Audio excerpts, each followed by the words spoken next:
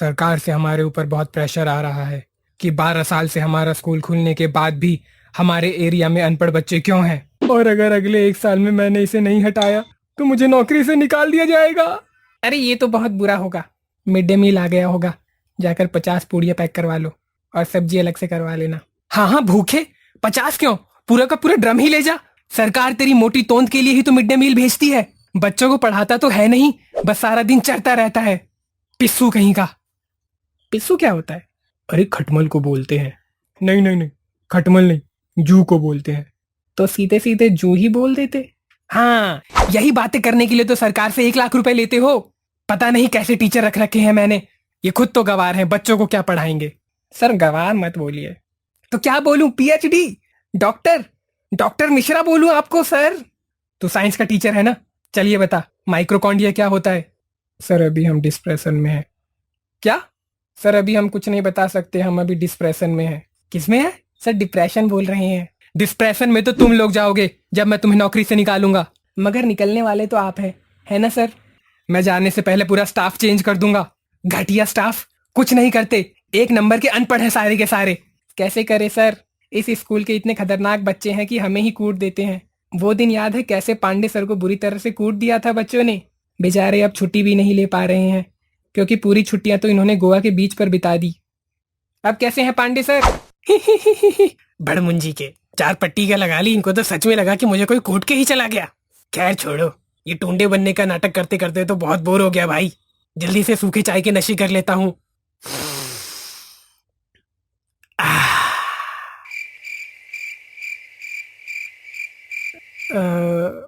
तुम सब सपना देख रहे हो? ओह ये सपना है। तभी मैं सोचूं ये चूहे जैसी शक्ल वाला प्रिंसिपल मुझे आधे घंटे से सुनाई कैसे जा रहा है।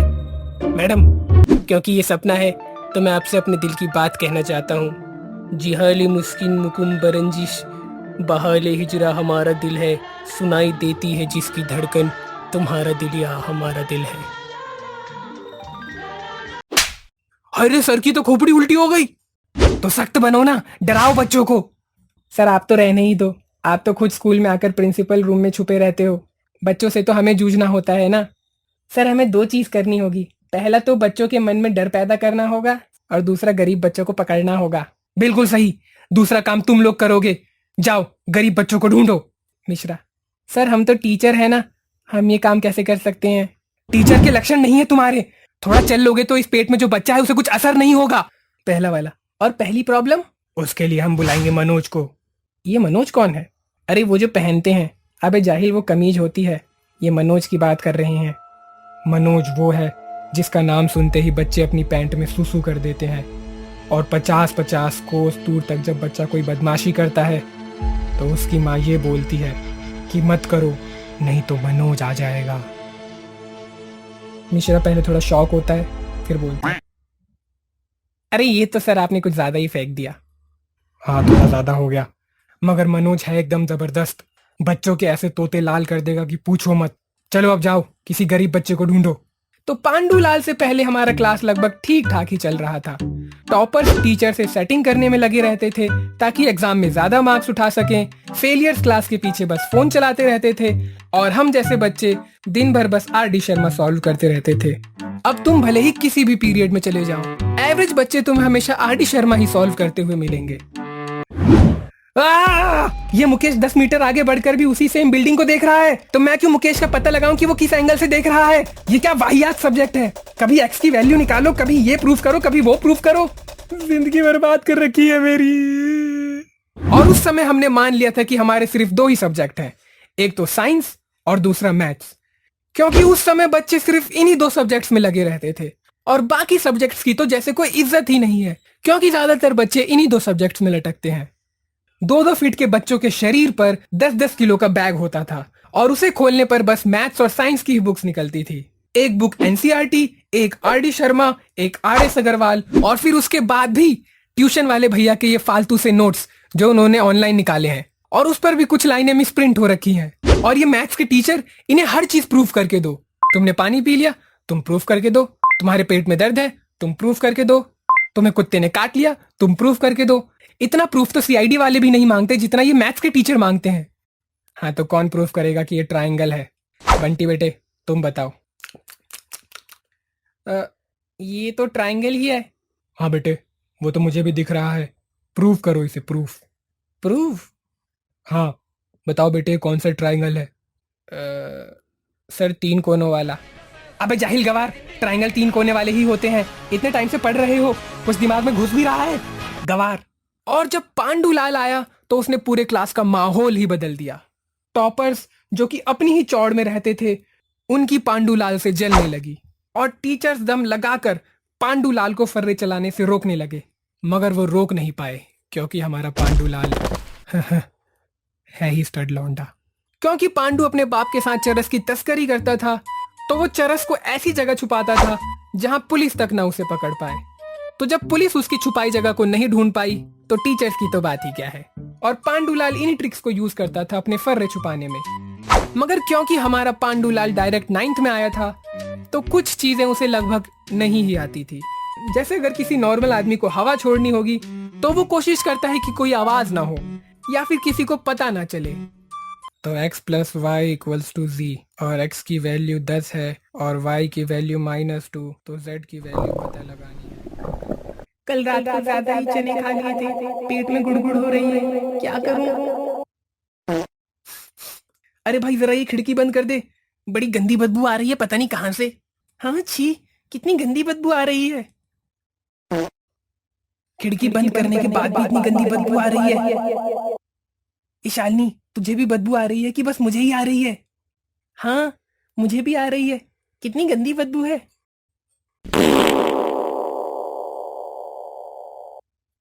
मैं नहीं, वो तो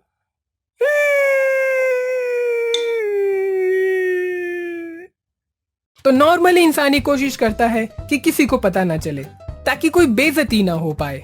मगर हमारा पांडुलाल इतना भयानक छोड़ता है कि अपनी क्लास तो क्या, सामने वाली क्लास तक की आवाज गूंज जाती है और फिर पूरे स्कूल को पता लग जाता है कि पांडुलाल ने एटॉमिक बॉम्ब के धमाके कर दिए हैं। और ऐसा नहीं है कि इस बॉम्ब की सिर्फ आवाज ही लाउड होती है, ये इतना जहरीला पाता था कि जिसकी भी नाक में ये हवा जाती थी उसे अपाहिज बना देती थी और सामने वाले का दम घोट देती थी। मगर कुछ भी कहो, हमारा पांडु था बड़ा जबरदस्त। तो हमारा साइंस का एग्जाम चल रहा था और वहां एग्जाम लेने आया था मनोज, और पांडुलाल फर्रे निकाल कर रहा था। और हम इस ताक में बैठे हुए थे कि पांडुलाल करने के बाद हमें दिखाएगा। मगर तभी टॉपर की जल जाती है और वो मनोज को इशारों से बता देता है कि पांडुलाल फर्रे लाया है। और मनोज पांडुलाल के पास बढ़ने लगता है और यहाँ पांडुलाल देख लेता है कि मनोज ने उसे फर्रे चलाते हुए देख लिया है और पांडुलाल फर्रे छुपा देता है। मगर तब तक बहुत देर हो चुकी होती है।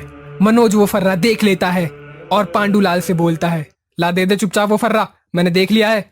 मैंने बोला था ना अगर कुछ है तो दे दो, समझ नहीं आता? अब तो सीधे पेपर कैंसिल होगा। और ये बोलते हुए जब वो फर्रा देखता है तो उसकी आंखें फट जाती हैं और कुछ समय के लिए वो फर्रों को ही घूरता रहता है और उसके बाद वो जोर से हंसने लगता है।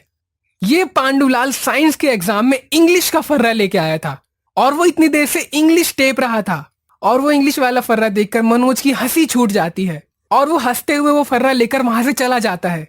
और अब हमारी हवा टाइट हो जाती है और हमें एग्जाम में फेल और पापा की बेल्ट दिखाई देने लगती है और मैं सोचने लगता हूँ मैं फेल हो जाऊंगा, फिर पापा गोलगप्पे की रेडी खुलवा देंगे और फिर मैं पूरी जिंदगी भर गोलगप्पे बेचता रहूंगा। और जब मैं अपने फ्यूचर की प्लानिंग कर ही रहा था तभी मैं देखता हूँ कि पांडुलाल के पास अभी भी कुछ फर्रे होते हैं और ये गधा अभी भी इंग्लिश के फर्रे टेप रहा था। और फिर वो अपनी आंसर शीट को मेरी तरफ बढ़ाता है और मैं सोचने लगता हूँ ये खुद तो फेल होगा ही, मुझे भी करवाएगा क्या? मगर जब मैं उसकी आंसर शीट को ध्यान से देखता हूँ तो उसमें साइंस के आंसर लिखे होते हैं। दरअसल उसकी जेब में 2 तरह के फर्रे थे और जब मनोज ने उससे फर्रा मांगा तो उसने इंग्लिश वाला फर्रा उसे पकड़ा दिया। और उस दिन हम समझ गए कि पांडुलाल एक दिन बड़ा होकर बहुत बड़ा चरस की तस्करी करने वाला बनेगा। और फिर हमने एग्जाम दिया और हम पास हो गए और हमारा पांडुलाल फिर से टॉपर की जलाते हुए नंबर 1 पर आ गया। और इस तरह मैंने पांडुलाल के भरोसे 12वीं क्लियर की। और यही खत्म होती है ये वीडियो। और हमारा पांडुलाल बस फर्रे चलाने के लिए ही फेमस नहीं है, इसके और भी कारनामे, लेकिन वो हम किसी और वीडियो में बात करेंगे क्योंकि वीडियो पहले से ही बहुत लंबी हो गई है और बहुत लेट भी। तो अगर तुम्हें वीडियो अच्छी लगी तो इस वीडियो को लाइक कर देना, और तुम्हें इसका कौन सा पार्ट सबसे ज़्यादा अच्छा लगा वो कमेंट कर देना। और पिछली वीडियो में तुम लोगों ने ताबड़तोड़ लाइक कर दिए, तो इस वीडियो में भी तुम्हें वही करना है। तो इस वीडियो का लाइक एम रखते हैं 80 लाइक्स का, और मुझे पता है तुम कर सकते हो क्योंकि पिछली वीडियो में भी तुमने ऐसा किया है। तो कर दो, और मैं तुमसे मिलता हूँ अगली वीडियो में जो कि अगले 15 को आएगी, पक्का। पीस।